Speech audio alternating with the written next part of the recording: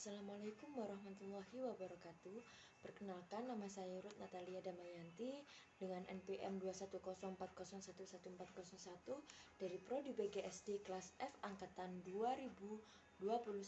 Nah, di sini saya akan menerangkan tentang ketahanan nasional di materi ke-14, yakni apa sih pengertian ketahanan nasional? Nah, berikut penjelasannya. Pengertian tentang ketahanan nasional adalah kondisi dinamik bangsa Indonesia yang meliputi segenap aspek kehidupan nasional yang terintegrasi, berisi keuletan dan ketangguhan yang mengandung kemampuan mengembangkan kekuatan nasional dalam menghadapi dan mengatasi segala tantangan, ancaman, hambatan, dan gangguan baik yang datang dari luar maupun dari dalam untuk menjamin identitas, integritas, kelangsungan hidup bangsa dan negara, serta perjuangan mencapai tujuan nasionalnya. Nah, selanjutnya yaitu asas-asas ketahanan nasional.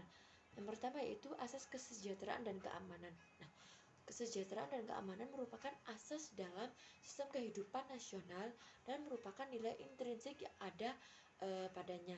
Nah, dalam realisasinya, kondisi kesejahteraan dan keamanan dapat dicapai dengan menitik beratkan pada kesejahteraan tetapi tidak mengabaikan keamanan. Sebaliknya, memberikan prioritas pada keamanan tidak boleh mengabaikan kesejahteraan. Nah, yang kedua yaitu asas komprehensif integral atau menyeluruh terpadu. Sistem kehidupan nasional mencakup segenap aspek kehidupan bangsa secara utuh, menyeluruh, dan terpadu dalam bentuk perwujudan persatuan dan perpaduan yang seimbang, serasi, dan selaras dari seluruh aspek kehidupan bermasyarakat, berbangsa, dan bernegara. Dengan demikian, ketahanan nasional mencakup ketahanan segenap aspek kehidupan bangsa secara utuh, menyeluruh, dan terpadu. Nah, yang ketiga adalah asas mawas ke dalam dan mawas ke luar. Nah, mawas ke dalam bertujuan menumbuhkan hakikat, sifat, dan kondisi kehidupan nasional itu sendiri berdasarkan nilai-nilai kemandirian yang proporsional untuk meningkatkan kualitas derajat kemandirian bangsa yang ulet dan tangguh.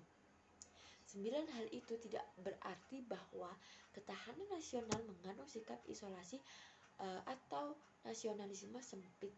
Nah, mawas keluar bertujuan untuk dapat mengantisipasi dan ikut berperan serta menghadapi dan mengatasi dampak lingkungan strategi luar negeri serta menerima kenyataan adanya saling interaksi dan ketergantungan dengan dunia internasional.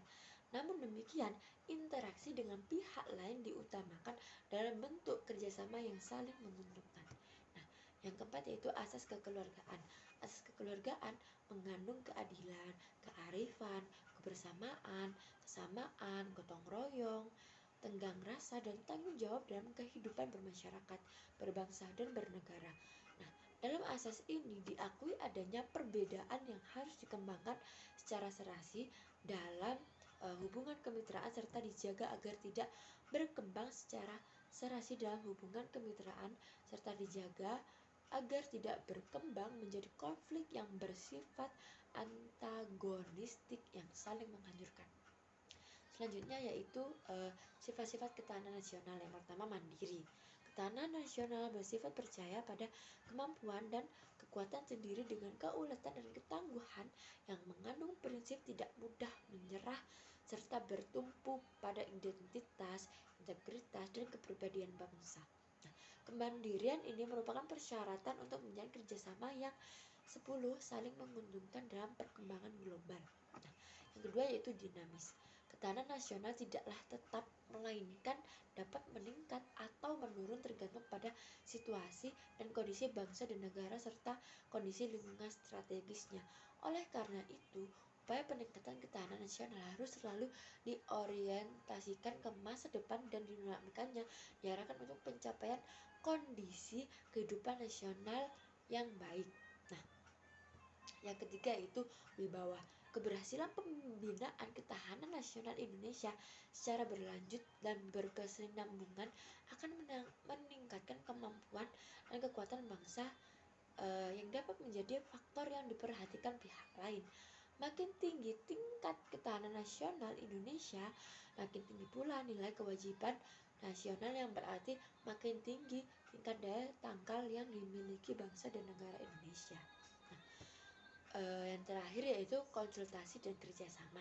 Konsepsi ketahanan nasional Indonesia tidak mengutamakan sikap konfrontatif dan antagonistis, tidak mengandalkan kekuasaan dan kekuatan fisik semata, tetapi lebih pada sikap konsultatif dan kerjasama serta saling menghargai dengan mengandalkan pada kekuatan moral dan kepribadian bangsa.